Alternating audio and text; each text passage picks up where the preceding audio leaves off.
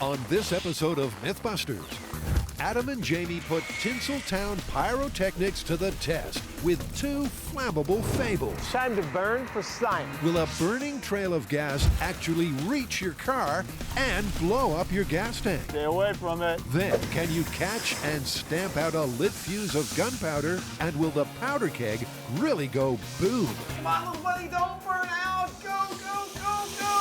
And Carrie, Grant, and Tori dip into two more defibrillator myths. Will a jump start for your heart burn your bra? Clear. Or even cause your piercing to spark? Oh. Ow. Who are the MythBusters? I'm so pumped! Adam Savage. Time for science. And Jamie Heidemann. Was that beautiful or what? Between them, more than 30 years of special effects experience. It bleeds. Let's go. Joining them, Grant Imahara. Don't give up on me now. Tori Belleci. Say hello to my little friend. And Carrie Byron.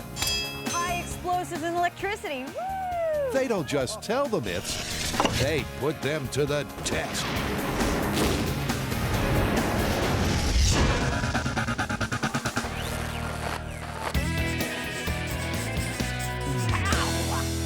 We've got another action hero myth, huh? We do, and it's really only illustratable by telling a story. So, you are in a showdown with the bad guy and you've got the beat on him, but just as you're about to shoot him, he jumps into his car and drives away, but you're able to get off one shot into his gas tank, which starts leaking fuel. Oh, I love this one, because I happen to have a lighter in my pocket. I light it, I drop it into the trail of fuel, and it races, catches up with the car blows up, bad guy's dead, right? Exactly that, and we're gonna do it. It's a cinematic cliche. Our hero has to stop the escaping bad guy. Okay, so action heroes don't usually come with a beret and mustache. There's the single shot into the gas tank, the leaking trail of gasoline, the nonchalant flick of a light, and finally, the fleeing fugitive feels the full force of Hollywood-style justice. But is this another example of the language of film rewriting the laws of physics? So how are we gonna do this one? You gonna shoot my car while I drive away at high speeds? We'll save that for the finale. I think we need to start small and simple, just test what the different fuel types do, you know, how quickly they burn, break it down. That sounds great. Cool. As always, Jamie wants to take the pragmatic approach. But this look into the future confirms that the small and simple plan will quite literally go up in flames. Faster, faster, faster. Everybody out. And when the story ends with full-scale mayhem, inevitably, it began with bench tests in the bunker. The basic metric for all of this is figuring out how fast fuel burns from A to B. So we're basically, under slightly safer conditions, gonna spray some fuel on the ground, light it, time how fast it takes to get from A to B. 3 fuels will make up the samples for this first test, and gasoline, diesel, and jet fuel are the most likely culprits to be found causing a conflagration in an action movie. Gasoline is first up, and Adam squirts a 7-foot trail onto a smooth metal plate. Here we go. 1.7 seconds to go 7 feet. That's fast. And despite several tests adding more and more gasoline, that time of 1.5 seconds seems to be constant. 1.5 seconds. Yeah, 1.5 seconds.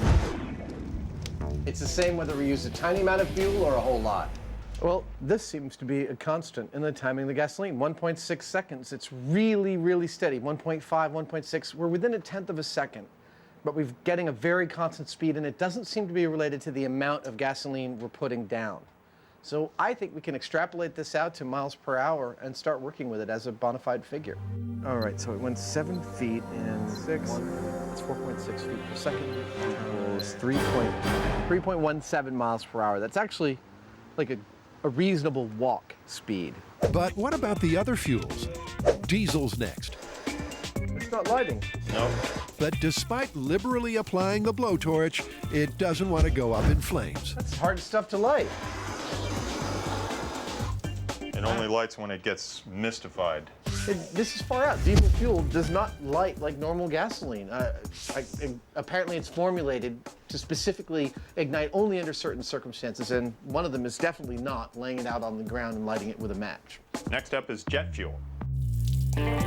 jet fuel in 3, 2, 1. And just like the diesel, jet fuel does anything but rocket along the track. He's still burnt. He's still burnt. Very similar to diesel fuel. But the police are coming, so let's wrap up and get out of here. Okay. While Adam tries to explain away his pyromania to local law enforcement officers, Jamie can give us the science. The reason that diesel fuel and jet fuel don't burn on the ground is that they're not aerosolized. They need to be mixed in with the air in a vapor or a mist for them to burn effectively. Which leads just one conclusion. I think it's pretty obvious that of all the things we tested, gasoline is by far the most volatile. If you're a bad guy, you want to light someone's gas trail on fire and blow up their car, you better hope they're driving a gasoline-powered vehicle, not diesel or jet fuel. So gasoline's perfect trailblazing properties means it's the fuel of choice going forward. But where to next? Well, the mythical action scene in question involves a leaking gas tank as a result of a gunshot. So to find out how fast fuel falls from a bullet hole, Frank Tabor has answered the call with a veritable ballistic buffet. Can I fire this one? Can I? Do you mind? Is it all right? Sure, go ahead. Awesome. With the gas tank in position at the end of their makeshift gun range, Adam and Jamie are aiming to find out the size of a .22 caliber bullet hole, as well as a .44. I'd round these off, say the 22 is like a 1/4 inch and this is like a 5/8. Absolutely. So shooting the hole was only the first part of this test. Now I want to know how fast fuel will leak out of the hole that Jamie shot. So I've got a 1 liter bottle here. I'm going to let the fuel fall into here, count how many seconds it takes to get to exactly 1 liter.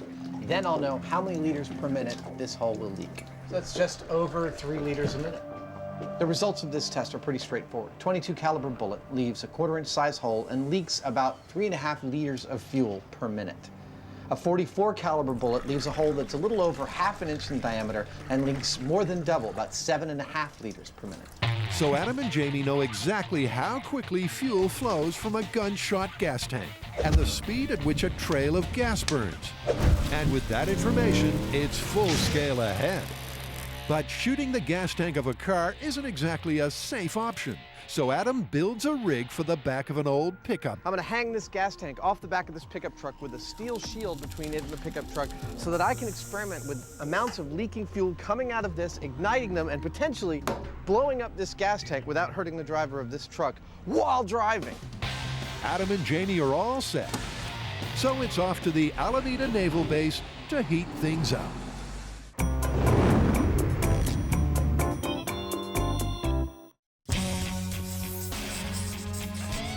Ready, clear! Is that your defibrillator? Yeah. Hey, we've been here before.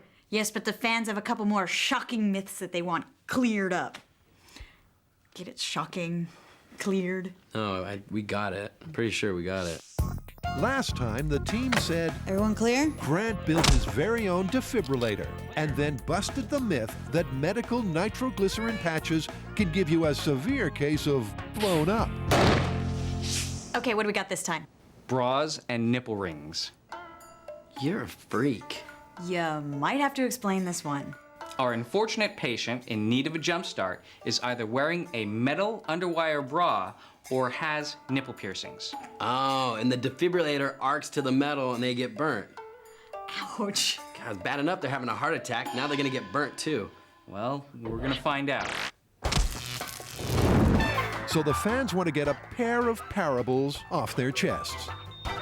And the first tale the team is tackling is, will an emergency medical procedure cause a bra burning? Or is the brassiere a benign bystander? Using the same ballistic gel torso and homemade defibrillator as last time, our intrepid trio intend to find out. Now, Grant's heart starter may not look like the high-tech gizmo you see on a medical drama, but it is rigged to do exactly the same job. So they have the equipment and patient. Now, all they need is a 40 AA bra. Now, who'd wear a bra that size? Apparently I am close to the size of the ballistics dummy, therefore I have to go and shop for a bra. Once again, making my family proud. A girl's gotta do what a girl's gotta do. Grant, however, is there for fun. I can't look. I just don't know if these express me. I think I might want another color.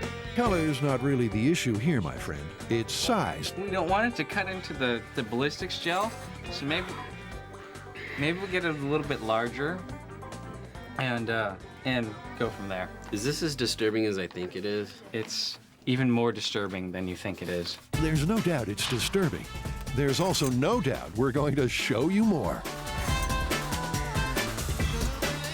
Yo, what up? I can't get this thing on. After half an hour of not-so-wonder bras, Need some help, big guy? Oh, got it.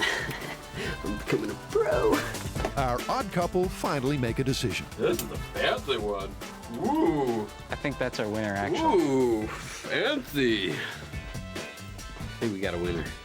Tori has liberated his feminine side and finally found a bra that fits. Wait a minute. Liberate? Feminist? Bra burning?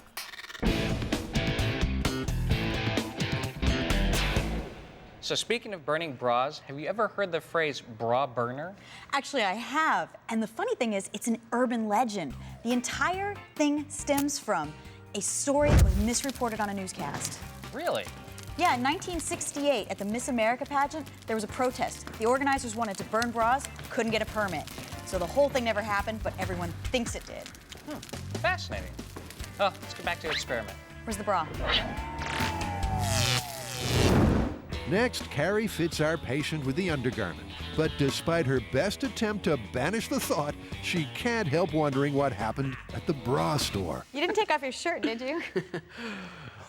No, you nuts? All right. Do underwire bras conduct? You got the defibrillator? Yeah, we got it. We're ready to charge. Okay, this is the scene. Your heart has stopped. We gonna do maximum 360 joules? Let's do it. The medics in a hurry place their homemade barbecue tongue defibrillator in the recommended position and prepare to deliver a life-saving shock. In 3, 2, 1. Clear. Nothing. We may have saved her life, but we didn't burn her bra. Clearly, no underwear went up in flames. So is the burning bra myth busted? To give it the best chance possible, do you want to maybe open up the bra a little bit so that the wire's exposed and we can see what's happening? Sure, maybe it was a slightly older bra. And the wire was Sticking peeking out. Yeah. So it's take two with an unlikely but conceivable set of circumstances. In 3, 2, 1. Clear.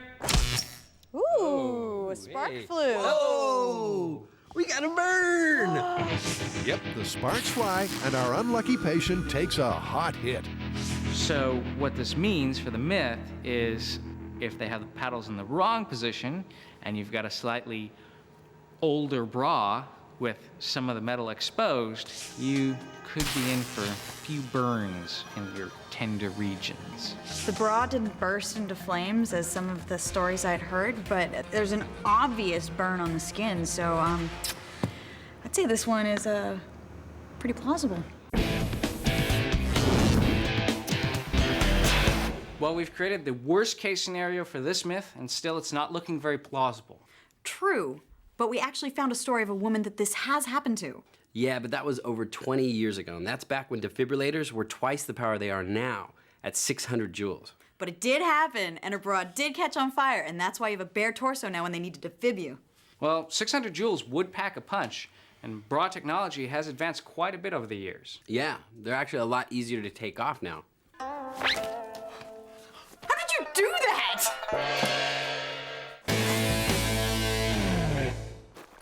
Since around the time Jamie started going to the movies in the early 1900s, a blazing trail of flammable fuel has been a Hollywood staple.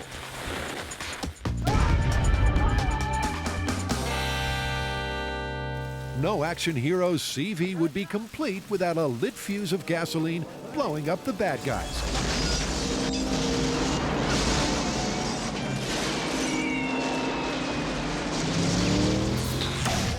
On the trail of this flammable fable, Jamie and his partner in flame, Adam, have found that gasoline burns in a contiguous line. and they know how much and how quickly fuel leaks from a bullet hole. That's just over 3 liters a minute.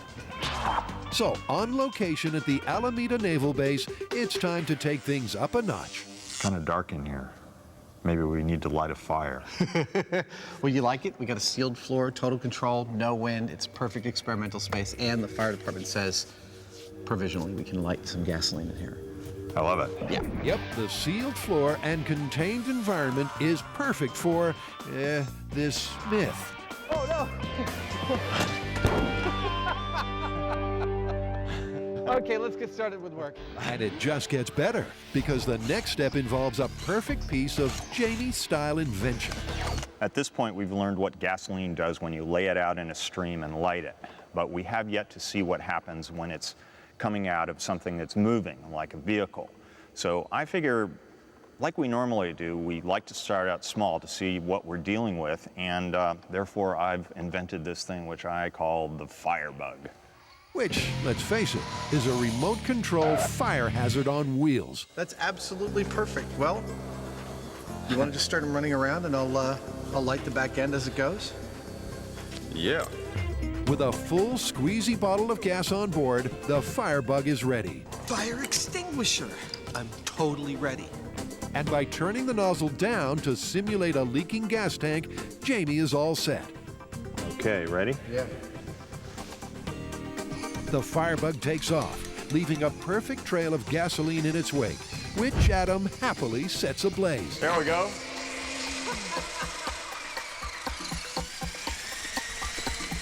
This little thing is about the coolest RC toy that I've ever seen, but it's extremely dangerous. You can't do this at home. You may have an RC car, you may have some gasoline, but you could die, you could burn your house down. This is the coolest remote control car I've ever seen.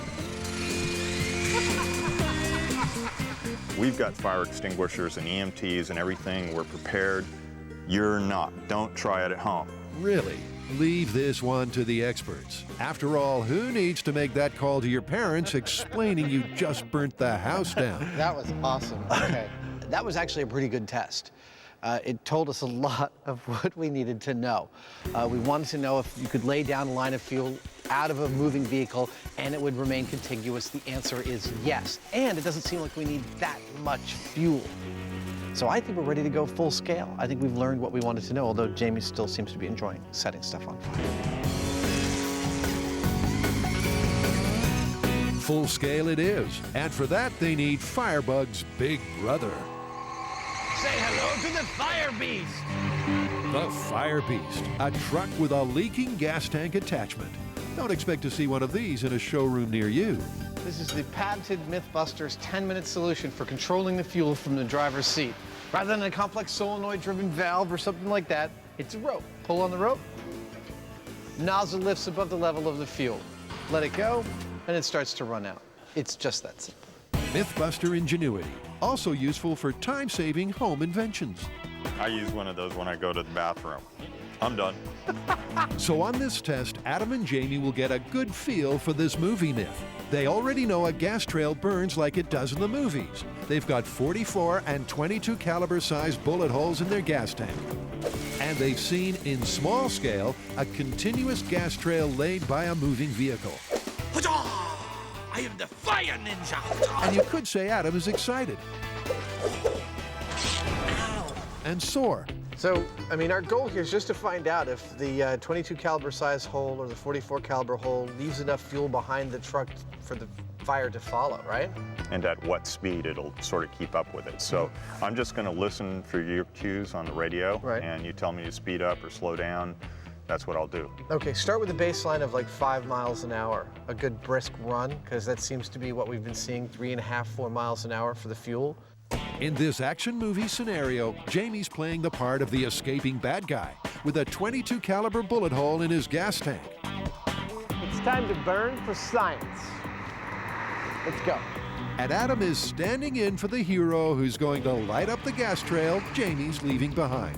Jamie, whenever you're ready, lower down the fuel and start driving. Jamie the villain makes a run for it. I'm lighting the fuel now.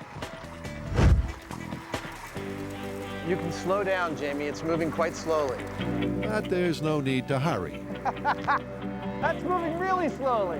Not exactly the high-speed blazing trail of fire we're used to seeing on the silver screen. Okay, yeah, you can stop it. I had to put my brakes on. I wasn't giving it any fuel to get it to go that slow. I was just like idling with my brakes half on to do So that. you can pretty much push a car faster than gasoline burns. Kind of, sort of. So does that put the brakes on this myth? Or will the .44 caliber sized hole make a difference? My prediction is from what I saw in the bunker test, volume didn't affect speed that much. Now, this is a much bigger test than we were able to do in the bunker, so this will be pretty definitive, but I don't think it's going to prove anything different than we've already seen. Jamie moves off, gently idling along at less than 5 miles an hour, easily staying ahead of the lit trail. It's looking good, Jamie. It's keeping pace with you about 10 feet back. Until Adam has a lapse in concentration on radio duties and fails to warn Jamie the flames are gaining on him. Faster, faster, faster. Lift it up.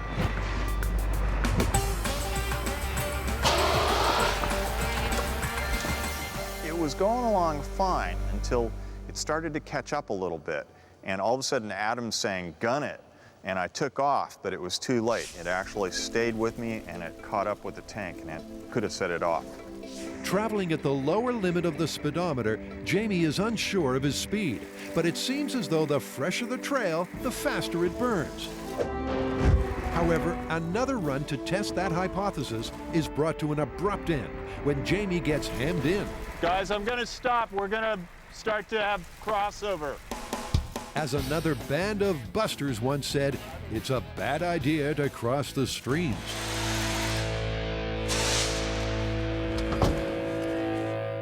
Hey, you, it stinks in here. We're waiting for the smoke to clear in there, but provisionally, I'll say the .44 caliber hole test was really educational. Specifically noticing that the closer the line of gas got to the source, i.e. the gas tank, the faster the flame traveled. And remember, it's not the liquid gas that's burning, it's the vapor gas above the liquid. So if it's had a long time to settle, that vapor spreads out and it's got a lot of wind resistance, like a weather front. But the closer it gets, the faster it travels. There may actually be something to this. That was pretty good for a best case scenario. Yeah, you know, epoxy sealed floor, no wind, perfectly flat and smooth. I think we got to go outside next. I think we do. Let's come back tonight. Okay. 3, 2, Cary Grant and Tori have burnt their bra and proved it's plausible that underwired underwear can be too hot to handle. But the team have their eye on another defibrillator myth. So this myth is about defibrillating somebody who has nipple piercings. Now they're metal, and there's a possibility that when the paddles go to the skin and they discharge, that it could actually arc to the metal in the piercing. Our ballistics media torso is going through a rebellious phase and wants to upset his mom. I'm pretty sure this isn't how they do it. A barbell in each nipple should do it. This looks really weird. You think? Let's just do this one. Like a well-oiled machine, our trio of highly untrained medics prep the patient and administer the shock. clear. And just like the bra test, with the paddles in the recommended position, there's no sign of that mythical sparking. But this time, they know exactly how to replicate the results. They're using 40 times the voltage of a household socket, real close to a conductive metal object in the left nipple of the patient. As Electric 6 once said, danger, danger, high voltage. Nipple piercing defibrillation test with the paddles ridiculously close together, touching the piercing. 3, 2, 1, clear. Whoa. Ow. That was a good one. That was good. The end of the piercing is black, surrounded by like an indention that took the coating off of the piercing. Whoa. That seems like it'd be enough to burn you. Yeah, I think the kind of heat that would melt the coating would definitely burn your skin. So are the fans right? Is this another plausible result? Okay, guys, what are we calling this one? That's a good question. Well, we did get some scorching from arcing between the defibrillator paddles. Yeah, but that's when the paddles were practically touching each other. You know, during defibrillation, there's no way they would be that close. And the metal of the underwire bra would have to be exposed. And medics are trained to remove anything that's going to impede that procedure anyway. So we're calling this one plausible? Yeah, but totally unlikely. Almost impossible. All right. Adam and Jamie are no strangers to testing tales about blazing trails. When they put Hollywood on trial, they stubbed out the myth that you can light up fuel on the floor with a cigarette. I'm rolling it in the gasoline. Nothing's happening. But this time they're testing whether the trail, lit by G.I. Jamie, will blow up an escaping car's gas tank. And for a definitive answer, they've returned to the runway at Alameda. This is perfect. The sun is setting, the wind's dying, we've got like ideal real-world conditions here. And just as importantly, it'll be dark soon, meaning they'll be able to clearly see the flame. The first thing we're going to do is sort of a control. We're going to put a .44 caliber sized hole in the tank. Gasoline's going to come running out of the tank as the truck is moving. Remember, the previous tests took place on a sealed floor out of the elements. So this first test is a control to see if the lit trail burns continuously, just like it did indoors. Adam, I can't see a thing back there, so I'm totally in your hands as far as what I'm doing with this truck. The first thing I'm gonna do if I see the fire getting too close to you is tell you to pull up the nozzle. Okay. Okay? Okay. Got it. Jamie at the start position lowers the hose, letting the fuel spill out. And go. And Adam, once again, fanning the flames of his pyromania, lights her up. More. Good, good speed, good speed.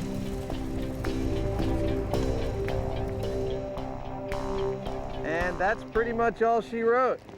For a real-world control, that test went about as good as I could have hoped. Jamie drove at a reasonable speed. The fuel line he laid down burned totally continuously.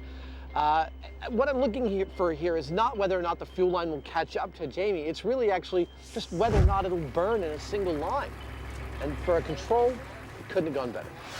A good control, but really it's a case of so far, so slow. In the testing so far, I've been driving so slowly that it's not even registering on the speedometer. This next test, I'm going to get up to 20 miles an hour before I hit the starting line.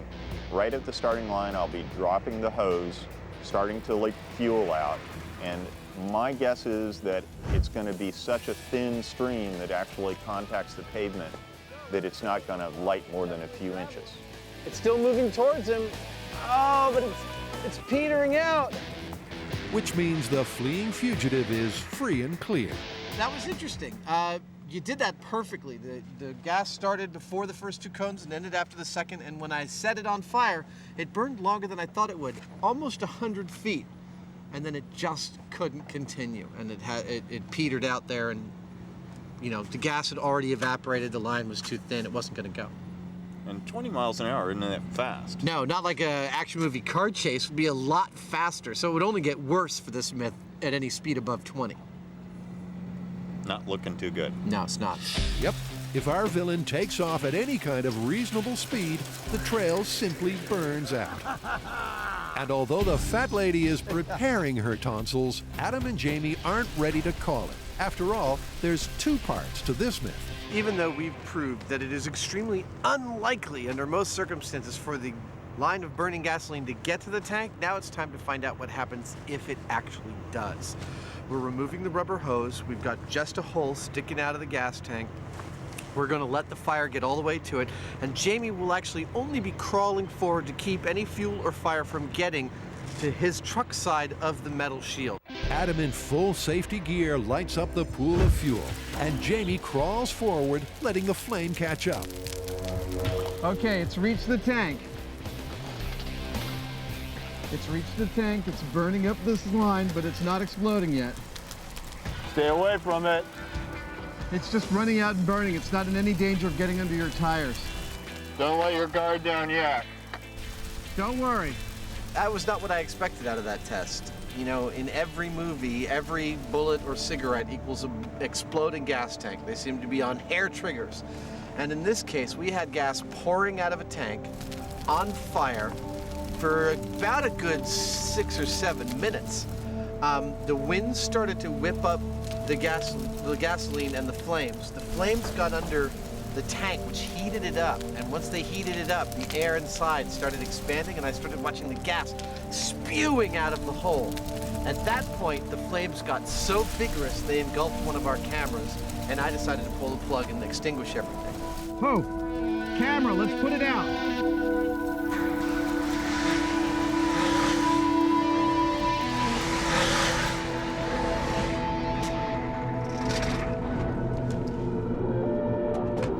Despite being cooked to within an inch of its digital life, the camera came through and got the shot.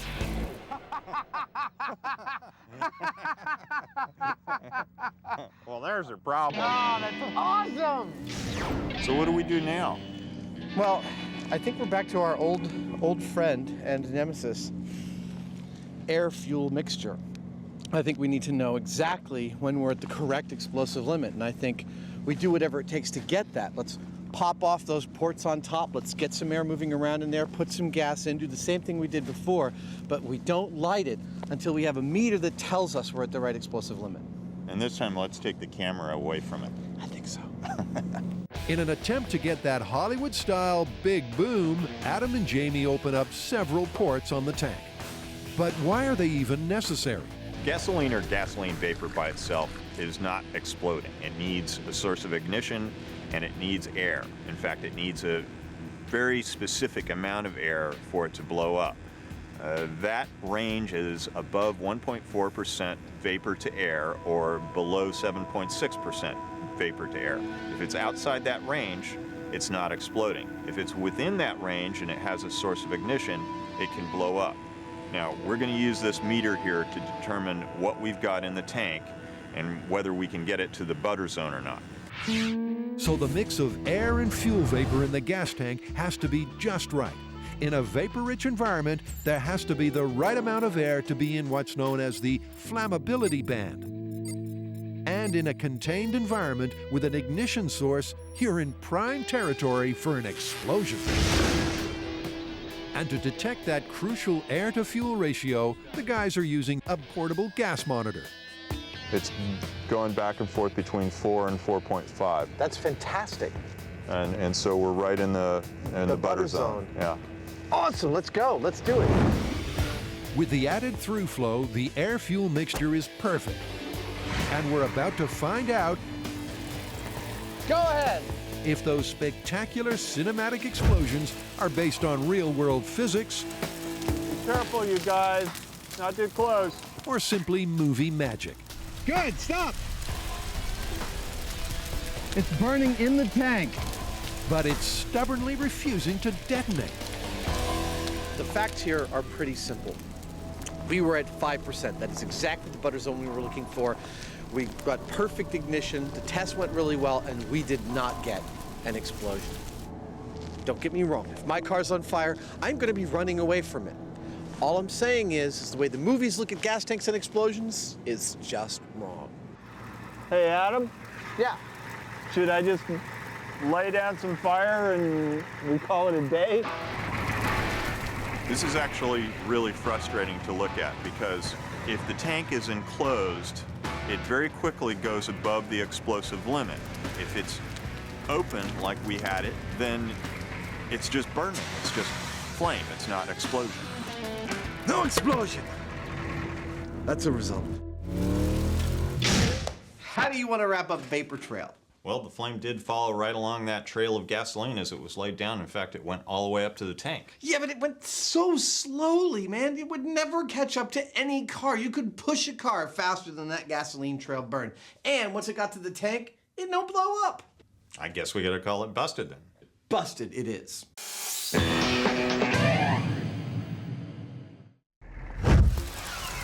Jamie and Adam have busted the movie myth that a blazing trail of gasoline will catch a car and explode the gas tank. But this fiery fable is still alive. I know it's a bit of a segue, but I don't feel like we're all the way done with Hollywood pyrotechnics just yet. Why is that? Because I've got another one I want to try, and it is an old cowboy myth that involves gunpowder. Oh, you mean where the bad guy lays down the trail of gunpowder, it goes to the keg, he lights it, but the good guy rushes in and puts out the flame right before it reaches the keg? God, it's like you're a mind reader or something. That's exactly it. So it's Trailblazers Part 2. But this movie myth comes from way back yonder, when your average action scene involved cowboys and gunpowder, not cars and gasoline.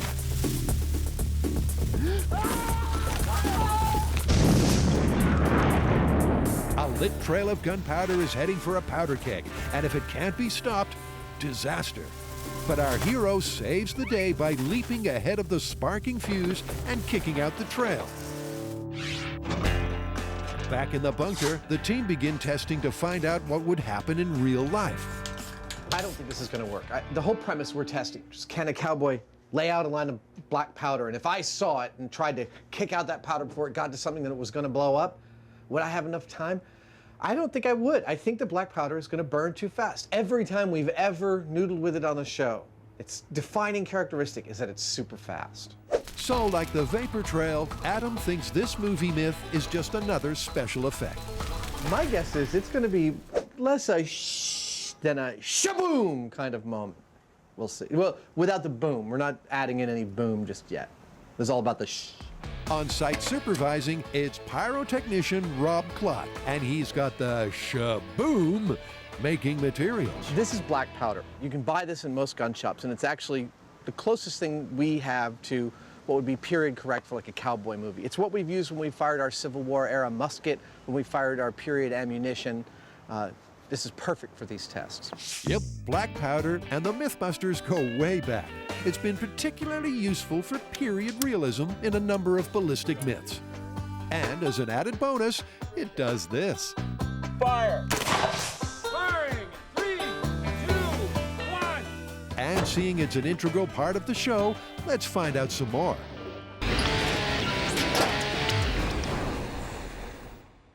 We use black powder in a lot of our experiments. Yeah, black powder engine, killer cigarette butts, and salami rocket. Do you know who invented it? The Chinese, right? Yeah, the Chinese were searching for the secret of eternal life, and they somehow came up with black powder.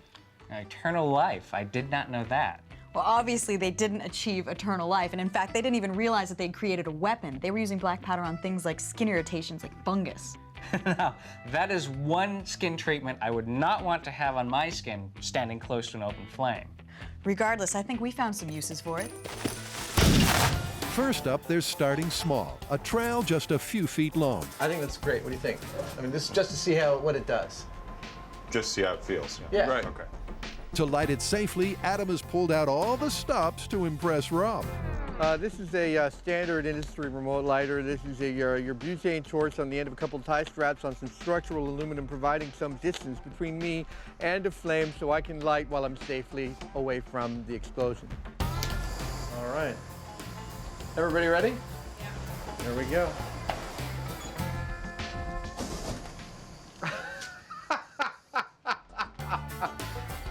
That's a little too fast. Yep, and the myth that you could run ahead of the burning fuse looks like it's gone up in smoke already. Gunpowder by design burns very quickly. When you have it inside a gun, it burns explosively quickly. When we lay it out in a line, it just kind of burns fast. Well, it behaved exactly the way I thought it would behave.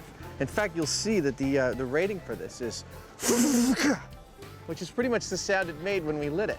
And that's what it's based on. What do you think we do now? Well, I think we need to come up with a more controlled way of laying down the powder, something that's very consistent and maybe a little less of it. Jamie, basing his design on an old-fashioned powder horn, soon has a solution. And they're ready to see how quickly a 3-foot line of powder burns. Oh, look at that. That was really nice. That was much slower. And it was like, That was like a really slow walk. It was. We found out that there is no experiment too small for us to be wrong about what the results are going to be. I thought that if we laid out a line here and it was fairly visible black powder, that it would go and just go really fast. But in fact, it seems to burn at a rate not unreasonably close to what I'm used to remembering in cowboy movies. I'm starting to think that If we laid out a line of powder like this, maybe 20 feet long, with a, keg at the end that might blow up, and I had a few seconds to run over and kick this line so it would stop igniting, then I might actually be able to do that. I figure I could outrun that pretty easily. Well, if you want to try, I say we get out to the bomb range and do it for real. Okay, let's get out of here. Alameda County Bomb Disposal Range, Adam and Jamie's second home. Another day at the bomb range. That's right. And as usual, their hospitable host keeping them out of hospital is Sergeant J.D. Nelson. The bomb range is a perfect location for us because we can blow stuff up, but it's a little bit rocky. And it's dirt, so we want to be able to see the black powder. We're going to lay out basically a dance floor for dancing with the black powder. It's about 20 some odd sheets of plywood or chipboard that we're going to lay out in a line approximately 80 to 100 feet long. Should be plenty of a run for our black powder tests. Well, there you go, dance floor. My dance card is empty. Let's go!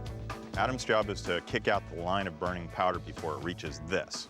Now, for safety reasons, we're not going to put any powder in this.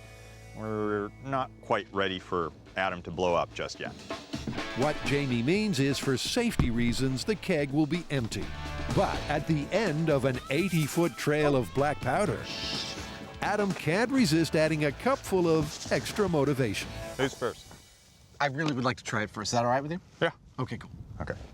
My motivation for this is really humanity is going down the wrong path.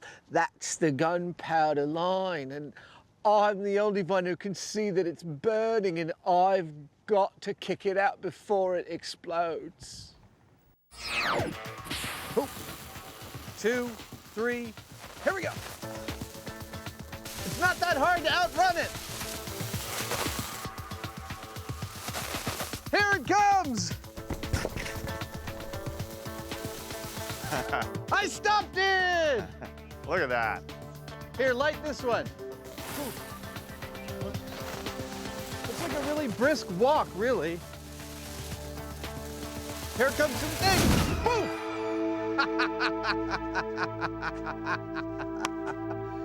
This is a fun job. Well, I don't know about you, but it seems to me it doesn't move as fast as I thought it was going to move. I think it's pretty easy to run down a line of gunpowder and kick it out to stop it from blowing up. Do you want to give it a shot, or do you think we've got this one in the bag? I'll give it a shot, but you know what? I want to wait till it gets really far down there and then see if I can catch up with it and kick it out. Okay, done.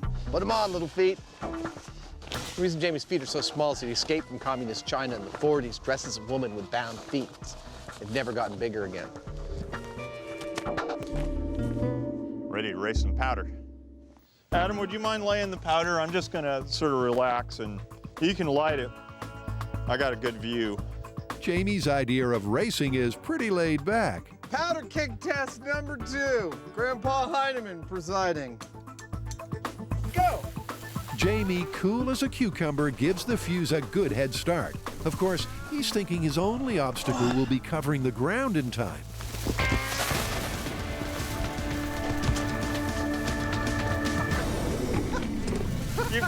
Oh, I'm still going! Yeah, He pushed me out of the way. What the hell was that? I was giving you more of a challenge. We wanted to find out whether it is possible to outrun a burning line of powder, break the line, and stop it before it reaches the barrel and blows up the barrel. Turns out, it is. We did it. It's not that hard, really. So the movie myth that you can outrun a lit trail of gunpowder is confirmed. But the fun doesn't end there.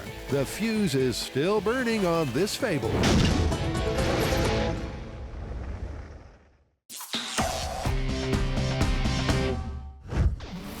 Jamie, despite unforeseen obstacles, is confident that you can outrun and kick out a burning fuse of gunpowder. But the guys haven't quite satisfied their big boom quota. The next thing we need to know is what would happen if you were not successful. Maybe somebody got in your way or pushed you and, before you were able to do your job. Does the barrel blow up? Will it run up the stream of powder coming out of the barrel? Are we going to see a big explosion? It's a cartoon caper classic. The lit fuse of gunpowder leads right to the powder keg and kablooey! But would the barrel really blow, or would the fuse just fizzle out when it reaches the end of the line? Go ahead and plug it in. And to find out, they'll need to light the powder remotely. And our bright sparks have just the thing. See, it's a 20,000 volt neon transformer. I know that the electrical resistance of air is roughly 10,000 volts per centimeter, which means I only need to get the two ends of this transformer within 2 centimeters of each other for that arc to travel across them. And it is the most ideal thing to light the gunpowder. Perfect. Next, with Adam and Jamie displaying all the characteristics of kids who know the ice cream man is coming, Yet another thing to not try at home. fill the keg with powder and lay down the road to explode. So as soon as the line gets here, shaboom! At least in theory. It's a theory they can't wait to put into practice. Plus, there's a breeze and a danger the black powder will soon be blowing in the wind. All right, let's do this thing. So it's double time down to the bunker. So I'm going to count it down. Tell me when you're set. I am totally set now. Okay, going in 3, 2, 1. There it goes. Look at it go. The trail is ablaze, and just like in the movies, it races towards its destination. Come on, little buddy, don't burn out. Go, go, go, go. A barrel full of big boom. Go, go, go. Yeah. That was awesome. That was the best explosion we've ever done. I swear. That was a serious bang. Yeah. Man, why did it take all its time to get there? It was like, that's the way I always expected it should be. Awesome. Let's get an all clear and go inspect. This is one cinematic and cartoon cliche that does exactly what it says on the label. What happens when a burning line of gunpowder reaches a keg full of gunpowder? Exactly what you think. It's going to blow up, and that's what it did. Each one of these expanded a little bit. And look at all the burn stripes on the inside. It's quite clear what it did, but it blew out both ends. It blew out the weakest part. If you watch the show at all, you know that I like to live my life halfway like an action movie hero and halfway like a cartoon character. And this explosion satisfied both of those halves of my personality. I proclaim it my favorite ever MythBusters explosion.